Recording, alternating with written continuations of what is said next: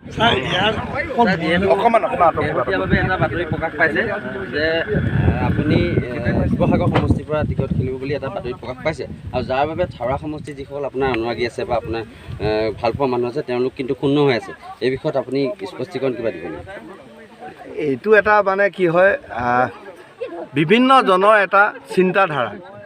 এইটো আচলতে দলৰ চিন্তাধাৰা নহয়। আৰু একচুৱেলি আমাৰ টিকেটৰ ক্ষেত্ৰত দলে সিদ্ধান্ত ল'ব কোনে ক'ত খেলিব, কোনে ক'ত কি কৰিব।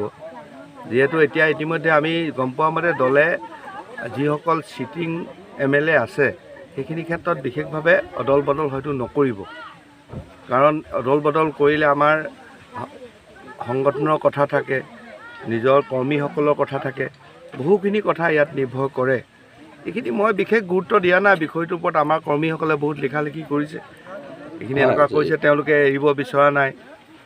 কাৰণ আমাক য'তেই দিয়ে আমি তাতেই আমি আগবাঢ়িম, এনেকুৱা কথা নাই। দলৰ যিটো নিৰ্দেশ, দলৰ নিৰ্দেশটো আমি সদায় মানি আহিছোঁ আৰু মানিবই লাগিব।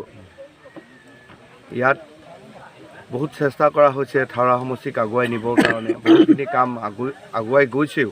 যথেষ্টখিনি আমি বিভিন্ন দিশত ৰাইজক আগুৱাই নিবলৈকে সক্ষম হৈছোঁ।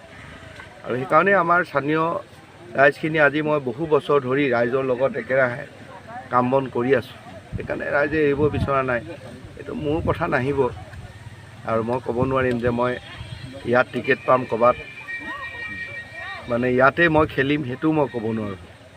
এইটো আৰু ওপৰ আমাৰ যিহেতু হাইকমাণ্ড আছে, যিটো আমাৰ ষ্টেট লিডাৰ আছে, চেণ্ট্ৰেল লিডাৰ আছে, তেওঁলোকে গোটেইখিনি ঠিক ঠাক কৰিব, কোনে ক'ত খেলিব, কি কৰিব। ইয়াৰ আগতো তেনেকুৱা কৰিছে দলে, তেনেকৈ পল্লৱ লোচনৰ ক্ষেত্ৰত আপোনালোকে দেখা পাইছে। পল্লৱ লোচনক নিজৰ সমষ্টি বা বেলেগ সমষ্টি দিছে। তেনেকুৱা কেইবা জেগাতো তেনেকুৱা হৈছে।